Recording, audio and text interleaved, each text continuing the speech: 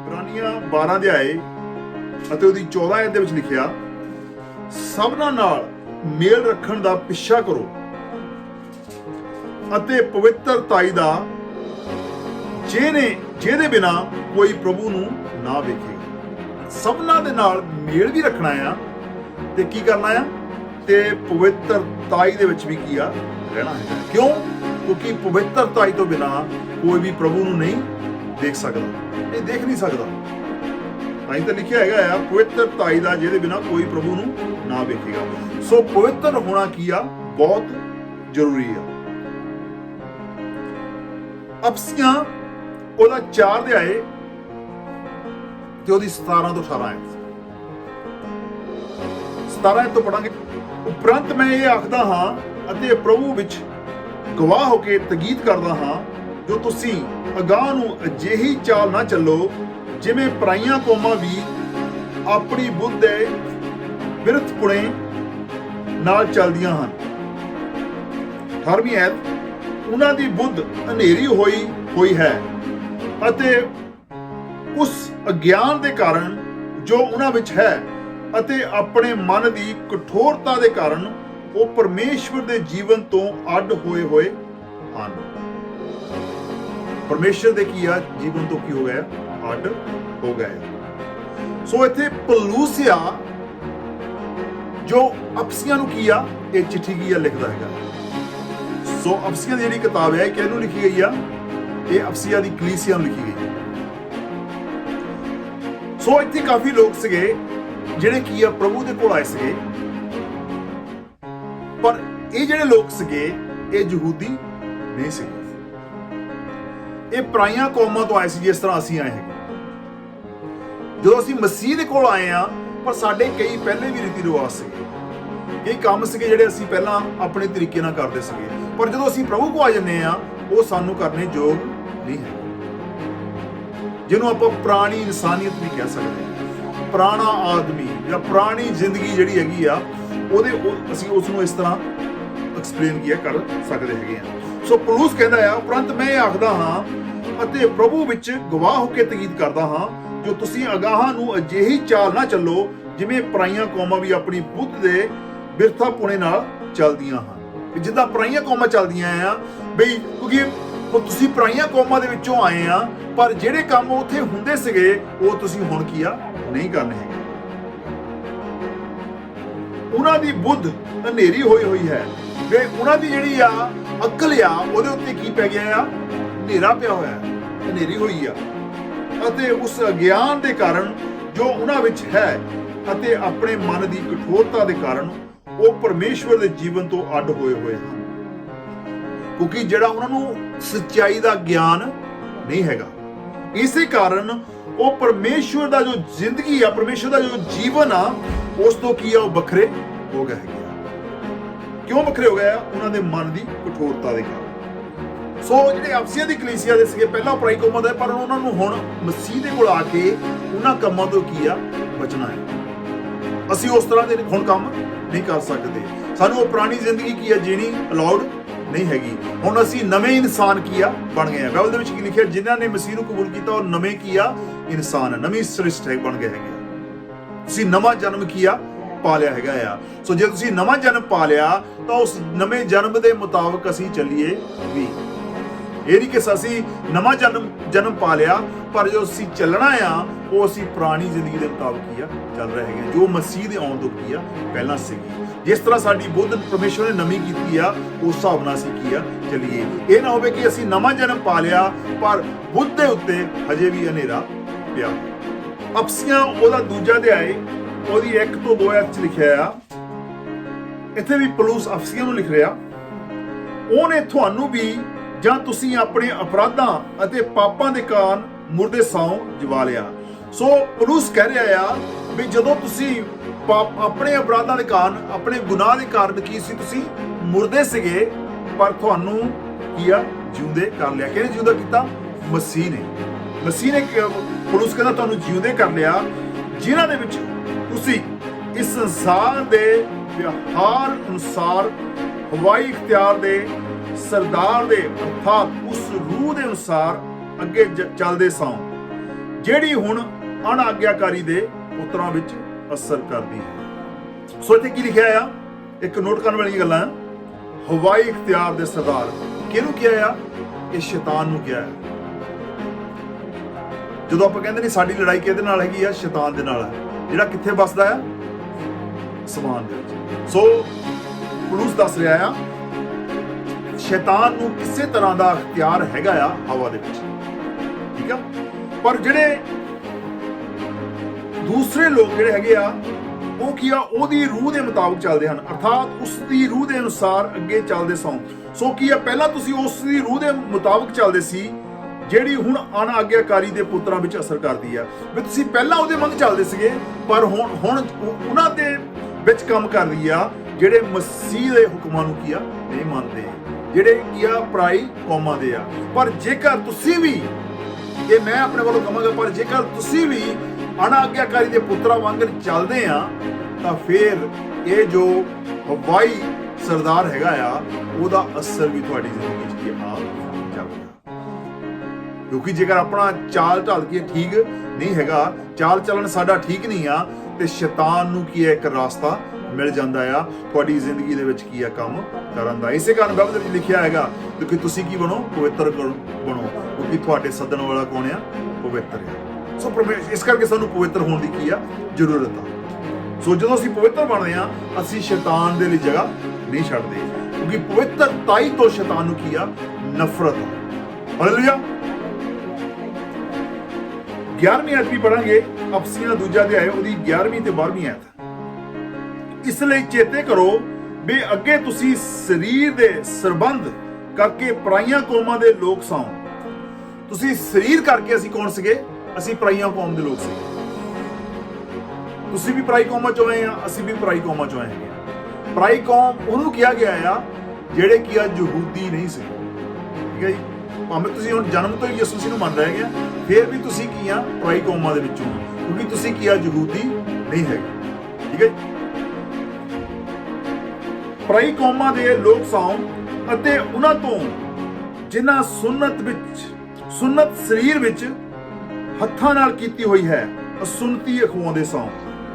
12ਵੀਂ ਆਇਤ, ਨਾਲੇ ਤੁਸੀਂ ਉਸ ਸਮੇਂ ਮਸੀਹ ਤੋਂ ਅੱਡ ਇਸਰਾਇਲ ਦੀ ਪਾਤਸ਼ਾਹੀ ਤੋਂ ਨਿਆਰੇ ਕੀਤੇ ਹੋਏ ਵਚਨ ਦੇ ਨਿਯਮਾਂ ਤੋਂ ਬਾਹਰ ਆਸ਼ਾਹੀਨ ਅਤੇ ਜਗਤ ਵਿੱਚ ਪਰਮੇਸ਼ਰ ਤੋਂ ਰਹਿਤ ਸੀ।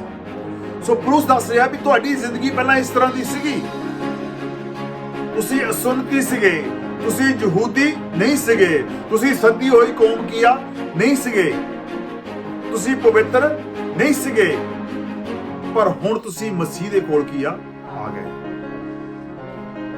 ਪਰ ਹੁਣ ਤੁਸੀਂ ਉਸ ਤਰ੍ਹਾਂ ਦਾ ਚਾਲ ਜਿਹੜਾ ਚੱਲਣ ਨਹੀਂ ਚੱਲਣਾ ਜਿਹੜੇ ਕੀ ਆ ਤੁਸੀਂ ਪਹਿਲਾਂ ਚੱਲਦੇ ਸੀ, ਜਾਂ ਜਿਹੜੀਆਂ ਪਰਾਈ ਕੌਮਾਂ ਜਿਹਨਾਂ ਚੋਂ ਤੁਸੀਂ ਨਿਕਲੇ ਹੈਗੇ ਆ ਉਦਾਂ ਦਾ ਕੀ ਆ ਉਹ ਚੱਲਦੇ ਹੈਗੇ। ਤੁਸੀਂ ਉਸ ਤਰ੍ਹਾਂ ਦਾ ਚਾਲ ਚੱਲਣ ਕੀ ਆ ਨਹੀਂ ਚੱਲਣਾ ਹੈਗਾ, ਕਿਉਂਕਿ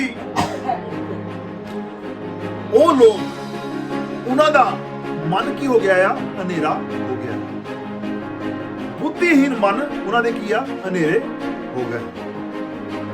ਜਦੋਂ ਕਿਸੇ ਦਾ ਮਨ ਕੀ ਆ? ਹਨੇਰਾ ਹੋ ਜਾਂਦਾ ਆ, ਤੁਸੀਂ ਉਸ ਨੂੰ ਜਿੰਨਾ ਮਰਜ਼ੀ ਸਮਝਾ ਲਓ ਕੀ ਆ ਸਮਝੇਗਾ ਨਹੀਂ ਆ, ਕਿਉਂਕਿ ਉਹ ਹਨੇਰੇ ਦੇ ਵਿੱਚ ਕੀ ਆ ਪਰਸਨ ਬੈਠਾ ਹੈਗਾ। ਉਹਦੀ ਸੋਚ ਜਿਹੜੀ ਹੈਗੀ ਆ ਹਨੇਰੇ ਦੇ ਵਿੱਚ, ਤੁਸੀਂ ਜਿੰਨੀ ਮਰਜ਼ੀ ਕੋਸ਼ਿਸ਼ ਕਰ ਲਓ ਸਮਝਾਉਣ ਦੀ, ਉਹ ਪਰਸਨ ਕੀ ਆ ਨਹੀਂ ਸਮਝੇਗਾ। ਰੋਮੀਆਂ ਪਹਿਲਾ ਅਧਿਆਇ 21 ਵਿੱਚ ਲਿਖਿਆ, ਭਾਵੇਂ ਉਹਨਾਂ ਨੇ ਪਰਮੇਸ਼ਵਰ ਨੂੰ ਜਾਣ ਲਿਆ ਪਰ ਤਾਂ ਵੀ ਪਰਮੇਸ਼ਵਰ ਦੇ ਯੋਗ ਵਡਿਆਈ ਨਾ ਕੀਤੀ। ਇਹ ਵਾਰੀ ਕਿਸ ਤਰ੍ਹਾਂ ਹੁੰਦੀ ਹੈਗੀ ਆ? ਅਸੀਂ ਪਰਮੇਸ਼ਵਰ ਕੋਲ ਆ ਜੰਨੇ ਆ, ਯਿਸੂ ਮਸੀਹ ਦੇ ਕੋਲ ਕੀ ਆ ਜੰਨੇ ਆ, ਪਰ ਸਾਡੀ ਜ਼ਿੰਦਗੀ ਯਿਸੂ ਮਸੀਹ ਨੂੰ ਕੀ ਆ ਵਡਿਆਈ ਨਹੀਂ ਦਿੰਦੀ, ਕਿਉਂਕਿ ਸਾਡੀ ਜ਼ਿੰਦਗੀ ਜੋ ਹੈਗੀ ਆ ਕੋਈ ਨਮੂਨਾ ਨਹੀਂ ਹੈਗੀ। ਸਾਡੀ ਜ਼ਿੰਦਗੀ ਮਸੀਹ ਨੂੰ ਫੋਲੋ ਨਹੀਂ ਕਰ ਰਹੀ। ਭਾਵੇਂ ਉਹਨਾਂ ਨੇ ਪਰਮੇਸ਼ਵਰ ਨੂੰ ਜਾਣ ਲਿਆ ਪਰ ਤਾਂ ਵੀ ਪਰਮੇਸ਼ਵਰ ਦੇ ਯੋਗ ਵਡਿਆਈ ਨਾ ਕੀਤੀ, ਨਾ ਉਹਦਾ ਧੰਨਵਾਦ ਕੀਤਾ, ਸਗੋਂ ਆਪਣੀਆਂ ਸੋਚਾਂ ਵਿੱਚ ਨਿਕੰਮੇ ਬਣ ਗਏ ਅਤੇ ਉਹਨਾਂ ਦੇ ਬੁੱਧੀਹੀਨ ਮਨ ਹਨੇਰੇ ਹੋ ਗਏ। ਸੋ ਆਪਾਂ ਕਿੰਨੇ ਲੋਕਾਂ ਨੂੰ ਦੇਖ ਸਕਦੇ ਹਾਂ ਆਪਣੇ ਆਪ, ਬਹੁਤ ਸਾਰੇ ਮਸੀਹਾਂ ਨੂੰ ਆਪਾਂ ਦੇਖ ਸਕਦੇ ਹਾਂ ਜਿਹੜੇ ਕੀ ਆ ਉਹ ਮਸੀਹ ਦੇ ਕੋਲ ਆ ਗਏ ਆ, ਪਰ ਜੋ ਉਹਨਾਂ ਦੀ ਜ਼ਿੰਦਗੀ ਆ ਜਾਂ ਉਹਨਾਂ ਦੇ ਜੋ ਲਫ਼ਜ਼ ਹੈਗੇ ਆ ਉਹ ਪਰਮੇਸ਼ਵਰ ਦੀ ਵਡਿਆਈ ਨਹੀਂ ਕਰ ਰਹੇ। ਉਹ ਆਪਣੇ ਆਪ ਨੂੰ ਕੀ ਕਹਿ ਰਹੇ ਆ? ਮਸੀਹੀ ਕਹਿ ਰਹੇ ਆ, ਪਰ ਉਹਨਾਂ ਦੀ ਜੋ ਜ਼ਿੰਦਗੀ ਹੈਗੀ ਆ ਉਹ ਮਸੀਹ ਦੇ ਵਾਂਗਰ ਨਹੀਂ ਹੈਗੀ। ਯਿਸੂ ਮਸੀਹ ਨੇ ਕੀ ਕਿਹਾ? ਮੇਰੇ ਵਰਗੇ ਬਣੋ, ਮੇਰੇ ਮਗਰ ਚੱਲੋ, ਆਪਣੀ ਸਲੀਬ ਚੱਕ ਕੇ ਮੇਰੇ ਮਗਰ ਤੁਰੋ। ਪਰ ਉਹਨਾਂ ਦੀ ਜ਼ਿੰਦਗੀ ਜਿਹੜੀ ਹੈਗੀ ਆ ਉਹ ਪਰਮੇਸ਼ਵਰ ਨੂੰ ਵਡਿਆਈ ਨਹੀਂ ਦਿੰਦੀ। ਇੱਥੇ ਲਿਖਿਆ ਭਾਵੇਂ ਉਹਨਾਂ ਨੇ ਪਰਮੇਸ਼ਵਰ ਨੂੰ ਜਾਣ ਲਿਆ ਪਰ ਤਾਂ ਵੀ ਪਰਮੇਸ਼ਵਰ ਦੇ ਯੋਗ ਵਡਿਆਈ ਨਹੀਂ ਕੀਤੀ, ਕਿਉਂਕਿ ਉਹਨਾਂ ਨੇ ਆਪਣੇ ਕੰਮ ਕੀਆ ਨਹੀਂ ਛੱਡੇ, ਪੁਰਾਣੀ ਜ਼ਿੰਦਗੀ ਨੂੰ ਕੀਆ ਨਹੀਂ ਛੱਡਿਆ, ਨਵੇਂ ਇਨਸਾਨ ਕੀਆ ਨਹੀਂ ਬਣੇ। ਉਹਨਾਂ ਨੇ ਨਵਾਂ ਜਨਮ ਤਾਂ ਪਾ ਲਿਆ ਪਰ ਜੋ ਉਹਨਾਂ ਦੇ ਕੰਮ ਸੀਗੇ ਉਹ ਪੁਰਾਣੇ ਹੀ ਸਨ, ਜੋ ਕਿ ਉਹ ਮਸੀਹ ਦੇ ਵਿੱਚ ਆਉਣ ਤੋਂ ਪਹਿਲਾਂ ਕੀਆ ਕਰ ਰਹੇ ਸੀ। ਸੋ ਇੱਥੇ ਲਿਖਿਆ ਆ ਉਹ ਸੋਚਾਂ ਵਿੱਚ ਕੀਆ ਨਿਕੰਮੇ ਬਣ ਗਏ ਅਤੇ ਉਹਨਾਂ ਦੇ ਬੁੱਧੀਹੀਨ ਮਨ ਕੀ ਹੋ ਗਏ? ਹਨੇਰੇ ਹੋ ਗਏ। ਉਹਨਾਂ ਦਾ ਮਨ ਜੋ ਹੈਗਾ ਆ ਸਖਤ ਹੋ ਗਿਆ। ਸ਼ੈਤਾਨ ਨੇ ਕੀਆ ਉਹਨਾਂ ਦੇ ਉੱਤੇ ਕੀਆ ਕਬਜ਼ਾ ਕਰ ਲਿਆ, ਕਿਉਂਕਿ ਹਨੇਰੇ ਦਾ ਦੂਸਰਾ ਨਾਮ ਆਪਾਂ ਕਹਿ ਜੋ ਕੀਆ ਆਪਾਂ ਹਨੇਰੇ ਨੂੰ ਆਪਾਂ ਸ਼ੈਤਾਨ ਵੀ ਕਹਿੰਦੇ ਹਾਂ। ਯਿਸੂ ਮਸੀਹ ਕੀਆ ਚਾਨਣਾ ਤੇ ਸ਼ੈਤਾਨ ਕੀਆ ਹਨੇਰਾ ਹੈ। ਬੁੱਧੀਹੀਨ ਮਨ ਉਹਨਾਂ ਦੇ ਕੀਆ ਹਨੇਰੇ ਹੋ ਗਏ। ਸਾਨੂੰ ਇਸੇ ਕਾਰਨ ਪਰਮੇਸ਼ਵਰ ਦੀ ਬੁੱਧ ਕੀਆ ਚਾਹੀਦੀ ਆ ਤਾਂ ਕਿ ਸਾਨੂੰ ਹਨੇਰੇ ਤੇ ਚਾਨਣ ਦੇ ਵਿੱਚ ਕੀ ਫਰਕ ਪਤਾ ਲੱਗ ਜਾਵੇ। ਸੋ ਇਸ ਕਰਕੇ ਸਾਨੂੰ ਕਿਹਦੀ ਬੁੱਧ ਚਾਹੀਦੀ ਆ? ਸਾਨੂੰ ਪਰਮੇਸ਼ਵਰ ਦੀ ਬੁੱਧ ਚਾਹੀਦੀ ਹੈ, ਸਾਨੂੰ ਯਿਸੂ ਦੀ ਬੁੱਧ ਚਾਹੀਦੀ ਹੈ, ਕਿਉਂਕਿ ਪ੍ਰਭੂ ਯਿਸੂ ਮਸੀਹ ਨੂੰ ਪਤਾ ਸੀਗਾ ਕਿ ਕਿਹੜਾ ਕੰਮ ਸਹੀ ਆ। ਸਾਨੂੰ ਪਤਾ ਵੀ ਹੁੰਦਾ ਕਿਹੜਾ ਸਹੀ ਆ ਪਰ ਅਸੀਂ ਸਹੀ ਨਹੀਂ ਕਰਦੇ, ਕਿਉਂਕਿ ਅਸੀਂ ਆਪਣੇ ਆਪ ਨੂੰ ਬੁੱਧਵਾਨ ਸਮਝਦੇ ਆ, ਪਰ ਜੋ ਸਾਡੇ ਕੰਮ ਹੈਗੇ ਆ, ਜੋ ਸਾਡਾ ਦਿਮਾਗ ਆ, ਸਾਡੀ ਸੋਚ ਆ, ਉਹ ਸ਼ੈਤਾਨ ਨੇ ਕੀ ਕਰਤੀ ਆ? ਅੰਨੀ ਕਰਤੀ ਹੈ। ਪਰ ਪਰਮੇਸ਼ਵਰ ਸਾਨੂੰ ਸਾਰਿਆਂ ਨੂੰ, ਤੁਹਾਨੂੰ ਸਾਰਿਆਂ ਨੂੰ ਕੀ ਯਾਦ ਕਰਨਾ। ਹਾਲੇਲੂਇਆ। ਦੂਜਾ ਪਤਰਸ ਉਹਦਾ ਦੂਜਾ ਅਧਿਆਇ 18 ਹੈ। ਕਿਉਂ ਜੋ ਉਹ ਵੱਡੀਆਂ ਵੱਡੀਆਂ ਫੋਕੀਆਂ ਗੱਪਾਂ ਮਾਰ ਕੇ ਉਹਨਾਂ ਨੂੰ ਜਿਹੜੇ ਭੁੱਲਿਆ ਹੋਇਆਂ ਤੋਂ ਹੁਣੇ ਬਚ ਕੇ ਨਿਕਲਣ ਲੱਗੇ ਹਨ। ਸੋ ਇੱਥੇ ਪਤਰਸ ਦੱਸ ਰਿਹਾ ਆ ਵੀ ਜਿਹੜੇ ਮਸੀਹ ਦੇ ਵਿੱਚ ਆਉਣ ਲੱਗੇ ਆ, ਜਿਹੜੇ ਪਹਿਲਾਂ ਭੁੱਲੇ ਹੋਏ ਸੀਗੇ, ਪਰ ਕਈ ਜਿਹੜੇ ਹੈਗੇ ਆ ਗਲਤ ਸਿੱਖਿਆ ਲੈ ਆ ਕੇ ਵੱਡੀਆਂ ਵੱਡੀਆਂ ਫੋਕੀਆਂ ਗੱਪਾਂ ਮਾਰ ਕੇ ਉਹਨਾਂ ਨੂੰ ਕੀ ਆ? ਗਲਤ ਕੰਮਾਂ ਦੇ ਪਿੱਛੇ ਕੀ ਆ? ਲਾ ਦਿੰਦੇ ਆ। ਇੱਥੇ ਕੀ ਲਿਖਿਆ? ਲੁਚਪੁਣੇ ਨਾਲ ਸਰੀਰ ਦੀਆਂ ਕਾਮਨਾ ਵੱਲ ਪੁਚਲਾ ਲੈਂਦੇ ਹਨ। ਉਹਨਾਂ ਨੂੰ ਕੀ ਆ? ਆਪਣੇ ਮਗਰ ਕੀ ਆ? ਲਾ ਲੈਂਦੇ ਆ। ਕਿਉਂਕਿ ਜਿਸ ਤਰ੍ਹਾਂ ਨਵਾਂ ਬੱਚਾ ਹੁੰਦਾ ਆ ਉਹਨੂੰ ਤੁਸੀਂ ਜਿੱਧਰ ਮਰਜ਼ੀ ਲਾ ਸਕਦੇ ਹੋ। ਬੱਚੇ ਨੂੰ ਤਾਂ ਤੁਸੀਂ ਇੱਕ ਚਾਕਲੇਟ ਦੀ ਬਾਰ ਦੇ ਦਿਓ, ਉਹਨੂੰ ਜਿੱਧਰ ਮਰਜ਼ੀ ਲਾ ਲਓ। ਇਸੇ ਤਰ੍ਹਾਂ ਕਈ ਲੋਕ ਜਿਹੜੇ ਮਸੀਹ ਦੇ ਕੋਲ ਆਉਂਦੇ ਆ ਪਰ ਉਹ ਗਲਤ ਲੋਕਾਂ ਦੇ ਹੱਥਾਂ 'ਚ ਆ ਜਾਂਦੇ ਆ ਤੇ ਫਿਰ ਉਹ ਗਲਤ ਲੋਕ ਉਹਨਾਂ ਨੂੰ ਬੜਬੜੀਆਂ ਗੱਲਾਂ ਕਹਿ ਕੇ, ਕੋਈ ਗੱਲ ਨਹੀਂ ਅਸੀਂ ਤੇਰੇ ਲਈ ਪ੍ਰਾਰਥਨਾ ਕਰਾਂਗੇ, ਤੁਹਾਡੇ ਲਈ ਆ ਚਮਤਕਾਰ ਹੋ ਜਾਵੇਗਾ, ਅਸੀਂ ਤੇਰੇ ਲਈ ਆ ਕਰਾਂਗੇ, ਪਰ ਉਹ ਉਹਨਾਂ ਨੂੰ ਗਲਤ ਪਾਸੇ ਕੀ ਆ? ਲਾ ਗਿਆ। ਉਹ ਆਪ ਹਨੇਰੇ ਵਿੱਚ ਆ ਪਰ ਦੂਸਰਿਆਂ ਨੂੰ ਵੀ ਹਨੇਰੇ ਵਿੱਚ ਕੀ ਆ? ਲੈ ਜਾਂਦੇ ਆ। ਨਵੇਂ ਬੱਚਿਆਂ ਨੂੰ ਆਪਣੇ ਮਗਰ ਕੀ ਆ? ਲਾ ਲੈਂਦੇ ਆ। ਪ੍ਰਭੂ ਯਿਸੂ ਮਸੀਹ ਨੇ ਕਿਹਾ ਸੀਗਾ, ਕਹਿੰਦਾ ਤੁਸੀਂ ਆਪ ਤਾਂ ਨਰਕ ਜਾਂਦੇ ਆ ਪਰ ਤੁਸੀਂ ਦੂਸਰਿਆਂ ਨੂੰ ਵੀ ਕੀ ਆ? ਲੈ ਕੇ ਜਾਂਦੇ ਆ। ਸੋ ਬਹੁਤ ਸਾਰੇ ਜਿਹੜੇ ਆਪਣੇ ਆਪ ਨੂੰ ਧਰਮੀ ਕਹਿੰਦੇ ਆ ਪਰ ਉਹ ਕੀ ਆ? ਨਰਕ ਵਿੱਚ ਜਾ ਰਹੇ ਆ, ਕਿਉਂਕਿ ਉਹਨਾਂ ਦੇ ਕੰਮ ਜਿਹੜੇ ਹੈਗੇ ਆ ਸ਼ੈਤਾਨ ਦੇ ਆ। ਪਰ ਉਹ ਜਦੋਂ ਨਰਕ ਵਿੱਚ ਜਾ ਰਹੇ ਆ ਪਰ ਦੂਸਰਿਆਂ ਨੂੰ ਵੀ ਆਪਣੇ ਮਗਰ ਲਾ ਕੇ ਕੀ ਆ? ਨਰਕ ਵਿੱਚ ਕੀ ਆ? ਜਾ ਰਹੇ ਹੈਗੇ ਆ। ਸੋ ਇਸ ਕਰਕੇ ਅਫਸੀਆਂ ਵਿੱਚ ਜੋ ਪਰਾਈਆਂ ਕੌਮਾਂ ਦੇ ਲੋਕ ਆਏ ਸਨ ਉਹ ਪਰਮੇਸ਼ਵਰ ਦੇ ਮਕਸਦ ਨੂੰ ਸਮਝ ਨਹੀਂ ਸਕੇ। ਜੋ ਜਿਹੜੀ ਅਫਸੀਆ ਦੀ ਕਲੀਸਿਆ ਸੀ ਉਹਦੇ ਵਿੱਚ ਜਿਹੜੇ ਲੋਕ ਆਏ ਸੀਗੇ ਉਹ ਪੂਰੀ ਤਰ੍ਹਾਂ ਪਰਮੇਸ਼ਵਰ ਦੇ ਮਕਸਦ ਨੂੰ ਸਮਝ ਨਹੀਂ ਸੀ ਸਕੇ। ਉਹ ਪਰਮੇਸ਼ਵਰ ਦੇ ਪ੍ਰਕਾਸ਼ ਨੂੰ ਪ੍ਰਾਪਤ ਕਰਨ ਵਿੱਚ ਕਾਮਯਾਬ ਨਹੀਂ ਹੋਏ। ਉਹਨਾਂ ਦੀ ਸਮਝ ਉੱਤੇ ਹਨੇਰਾ ਪੈ ਗਿਆ ਸੀ। ਇਸੇ ਕਰਕੇ ਪੌਲੁਸ ਨੂੰ ਕੀਆ ਪਰਮੇਸ਼ਵਰ ਦਾ ਬਚਨ ਉਹਨਾਂ ਨੂੰ ਦੱਸਣਾ ਪਿਆ, ਉਸ ਨੂੰ ਉਹਨਾਂ ਨੂੰ ਚਿੱਠੀ ਲਿਖਣੀ ਪਈ, ਉਹਨਾਂ ਨੂੰ ਖੱਤ ਲਿਖਣਾ ਪਿਆ ਤੇ ਉਹਨਾਂ ਨੂੰ ਸੱਚ ਕੀਆ ਦੱਸਣਾ ਪਿਆ ਵੀ ਤੁਹਾਡੀ ਸਮਝ ਦੇ ਉੱਤੇ ਕੀ ਪੈ ਗਿਆ ਆ? ਹਨੇਰਾ ਪੈ ਗਿਆ ਆ। ਤੁਹਾਨੂੰ ਇਸ ਹਨੇਰੇ ਤੋਂ ਦੂਰ ਹੋਣ ਦੀ ਕੀ ਆ? ਜ਼ਰੂਰਤ ਆ। ਹਾਲੇਲੂਇਆ। ਦੂਜਾ ਗ੍ਰੰਥੀਆ 4 ਅਧਿਆਇ ਉਹਦੀ 4 ਆਇਤ ਦੇ ਵਿੱਚ ਲਿਖਿਆ, ਜਿਨ੍ਹਾਂ ਵਿੱਚ ਇਸ ਜਗ ਦੇ ਈਸ਼ਵਰ ਨੇ ਬੇਪਰਤੀਤਿਆਂ ਦੀਆਂ ਬੁੱਧਾਂ ਅੰਨੀਆਂ ਕਰ ਦਿੱਤੀਆਂ। ਸੋ ਜਿਹੜੀ ਬੁੱਧ ਆ ਉੱਤੇ ਹਨੇਰਾ ਕਿਉਂ ਆਉਂਦਾ ਆ? ਜਿਹੜੀ ਬੁੱਧ ਆ ਅੰਨੀ ਕਿਉਂ ਹੁੰਦੀ ਆ? ਕਿਉਂਕਿ ਉਹਨਾਂ ਦੇ ਵਿੱਚ ਵਿਸ਼ਵਾਸ ਦਾ ਕੀ ਆ? ਘਾਟਾ ਹੈ। ਕਿਉਂਕਿ ਜਦੋਂ ਵਿਸ਼ਵਾਸ ਨਹੀਂ ਕਰਦੇ ਤੇ ਸ਼ੈਤਾਨ ਨੂੰ ਆਪਣੀ ਗੱਲ ਕਹਿਣ ਦਾ ਮੌਕਾ ਮਿਲ ਜਾਂਦਾ ਆ। ਸ਼ੱਕ ਕਿੱਥੋਂ ਆਉਂਦੀ ਆ? ਉਹ ਸ਼ੈਤਾਨ ਦੀ ਵੱਲੋਂ ਆਉਂਦੀ ਹੈ। ਬਾਈਬਲ ਦੇ ਵਿੱਚ ਕੀ ਲਿਖਿਆ? ਜਿਹੜਾ ਸ਼ੱਕ ਕਰਨ ਵਾਲਾ ਆ ਉਹ ਸਮੁੰਦਰ ਦੀ ਛੱਲ ਵਰਗਾ ਹੈ, ਜਿਹੜੀ ਪੌਣ ਨਾਲ ਟਕਰਾਈ ਅਤੇ ਉਡਾਈ ਜਾਂਦੀ ਹੈ। ਜਿਨ੍ਹਾਂ ਵਿੱਚ ਇਸ ਜੱਗ ਦੇ ਈਸ਼ਵਰ ਨੇ ਬੇਪ੍ਰਤੀਤਿਆਂ ਦੀਆਂ ਬੁੱਤਾਂ ਅੰਨ੍ਹੀਆਂ ਕਰ ਦਿੱਤੀਆਂ, ਮਤੇ ਮਸੀਹ ਜੋ ਪਰਮੇਸ਼ਵਰ ਦਾ ਸਰੂਪ ਹੈ, ਉਹਦੇ ਤੇਜ ਦੀ ਖੁਸ਼ਖਬਰੀ ਦਾ ਚਾਨਣ ਉਹਨਾਂ ਉੱਤੇ ਪ੍ਰਕਾਸ਼ ਹੋਵੇ। ਵੀ ਜੇਕਰ ਉਹ ਪ੍ਰਤੀਤ ਕਰ ਲੈਣ ਤੇ ਯਿਸੂ ਮਸੀਹ ਜੋ ਕਿ ਪਰਮੇਸ਼ਵਰ ਦਾ ਰੂਪ ਆ, ਖੁਦ ਪਰਮੇਸ਼ਵਰ ਆ, ਪਰ ਇਨਸਾਨ ਬਣ ਕੇ ਸਾਡੇ ਵਿੱਚ ਯਿਸੂ ਮਸੀਹ ਆਏ ਤੇ ਉਹ ਉਹਨਾਂ ਦੀ ਜਿਹੜੀ ਖੁਸ਼ਖਬਰੀ ਆ ਉਸ ਦੇ ਚਾਨਣ ਉਹਨਾਂ ਉੱਤੇ ਪ੍ਰਗਟ ਹੋ ਜਾਵੇ। ਕਿਉਂਕਿ ਉਹਨਾਂ ਨੇ ਕੀ ਕੀਤਾ ਹੈਗਾ ਹੈ, ਇਸ ਜੱਗ ਦਾ ਜਿਹੜਾ ਰੱਬ ਹੈਗਾ ਆ, ਉਹਨੇ ਉਹਨਾਂ ਦੀਆਂ ਅੱਖਾਂ ਨੂੰ ਕੀ ਕਰਤਾ? ਅੰਨੇ ਕਰਤਾ। ਉਹਨਾਂ ਦੀ ਬੁੱਧ ਨੂੰ ਕੀ ਕਰਤਾ? ਅੰਨੇ ਕਰ ਦਿੱਤਾ ਹੈਗਾ ਆ। ਇਹਦਾ ਮਤਲਬ ਕੀ ਆ? ਉਹ ਕੀ ਆ? ਇਹਦਾ ਮਤਲਬ ਇਹ ਆ ਕਿ ਉਹਨਾਂ ਦੇ ਦਿਲ ਕੀ ਹੋ ਗਏ ਆ? ਸਖਤ ਹੋ ਗਏ ਆ।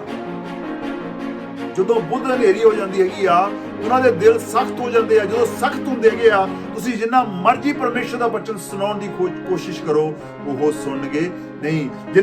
ਤੁਸੀਂ ਜਿੰਨਾ ਮਰਜ਼ੀ ਕਹਿ ਲਓ ਵੀ ਜੋ ਤੁਸੀਂ ਕਰ ਰਹੇ ਹੈਗੇ ਆ ਇਹ ਕੀ ਆ? ਗਲਤ ਆ, ਪਰ ਉਹ ਸੁਣਨਗੇ ਨਹੀਂ। ਕਿਉਂਕਿ ਉਹਨਾਂ ਦੇ ਜੋ ਬੁੱਧੀਹੀਨ ਮਨ ਹੈਗੇ ਆ, ਉਹ ਕੀ ਉਹਨਾਂ ਦੇ ਉੱਤੇ ਕੀ ਆ ਗਿਆ? ਹਨੇਰਾ ਆ ਗਿਆ ਹੈਗਾ ਤੇ ਉਹਨਾਂ ਦੀ ਸਮਝ ਜਿਹੜੀ ਹੈਗੀ ਆ ਉਹ ਖਤਮ ਹੋ ਗਈ ਆ।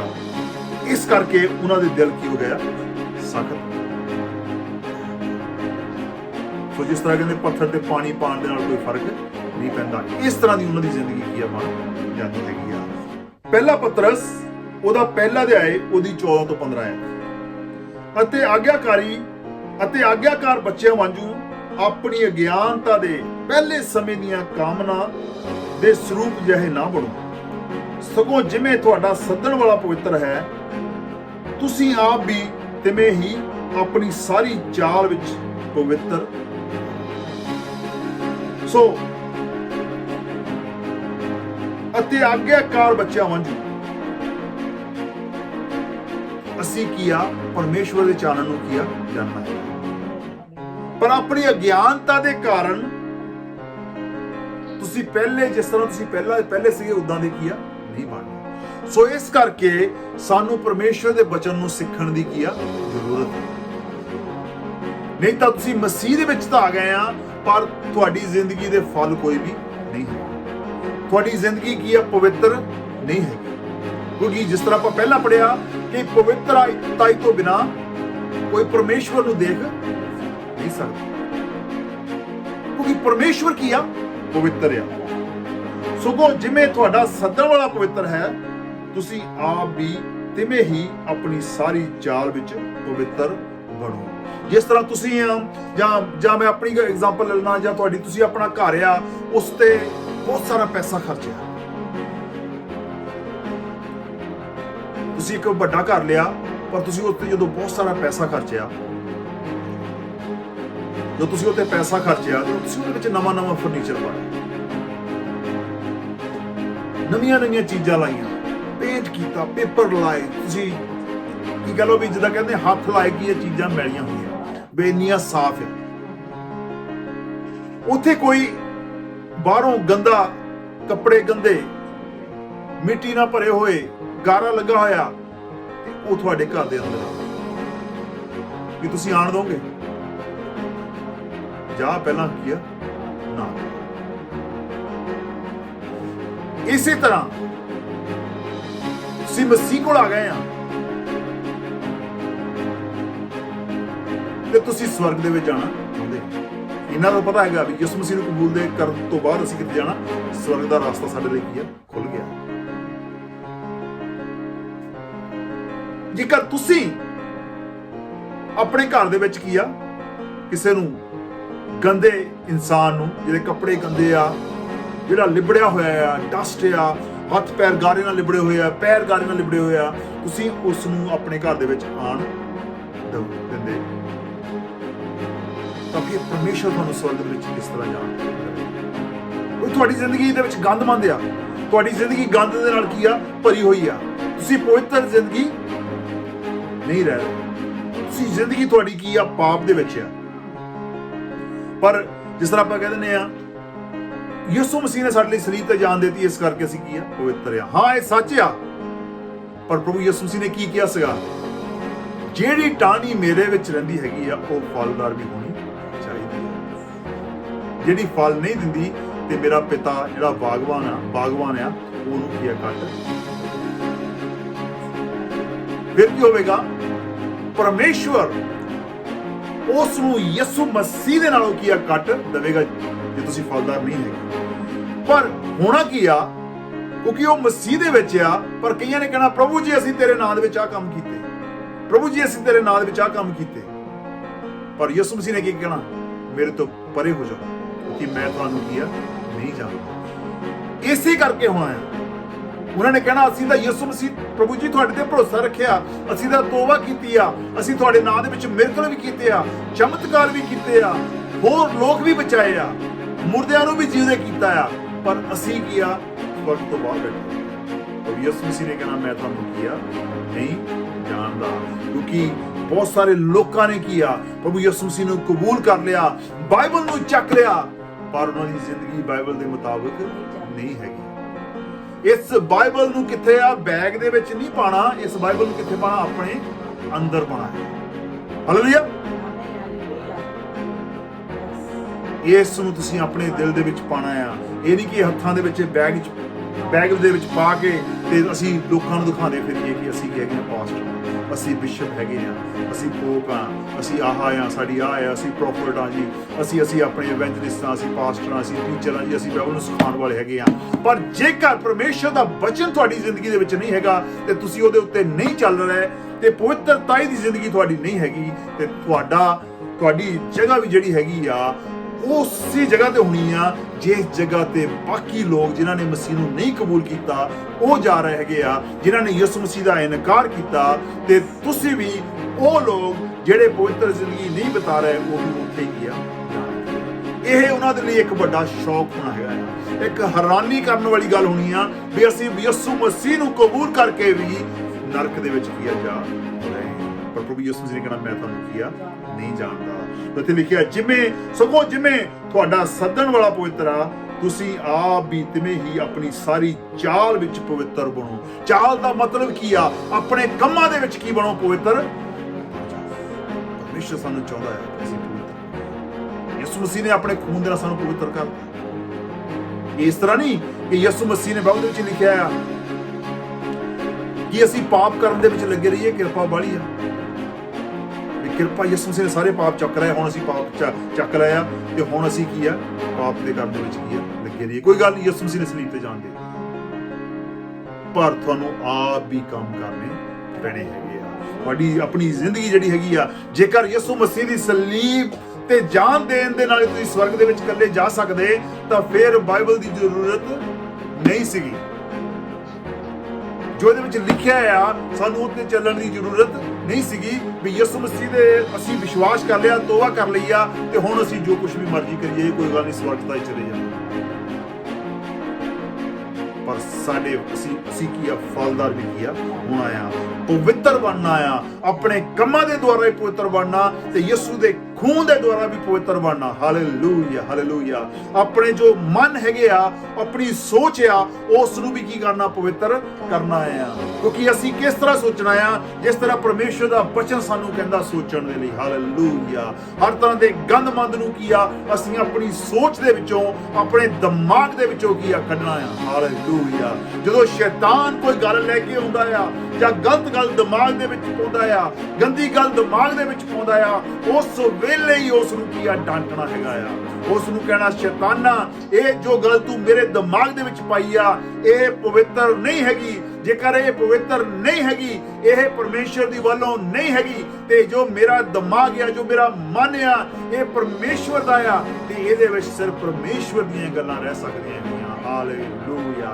ਕਿਉਂਕਿ ਕਿਸ ਤਰ੍ਹਾਂ ਸਗੋਂ ਜਿਵੇਂ ਤੁਹਾਡਾ ਸੱਦਣ ਵਾਲਾ ਪਵਿੱਤਰ ਆ ਹੈ, ਤੁਸੀਂ ਆਪ ਵੀ ਤਿਵੇਂ ਹੀ ਆਪਣੀ ਚਾਲ ਵਿੱਚ ਪਵਿੱਤਰ ਬਣੋ ਤੇ ਅਸੀਂ ਆਪਣੇ ਕੰਮਾਂ ਦੇ ਵਿੱਚ, ਆਪਣੀ ਸੋਚ ਦੇ ਵਿੱਚ, ਚਾਲ ਦੇ ਵਿੱਚ ਕੀ ਬਣਨਾ ਹੈ, ਪਵਿੱਤਰ ਬਣਨਾ ਹੈ। ਹਾਲੇਲੂਇਆ। ਆਪਣੀਆਂ ਅੱਖਾਂ ਨੂੰ ਬੰਦ ਕਰਾਂਗੇ। Hallelujah, hallelujah, hallelujah. ਪਰਮੇਸ਼ਰ ਦੇ ਬਚਨ ਦੇ ਬਾਰੇ ਸੋਚਾਂਗੇ।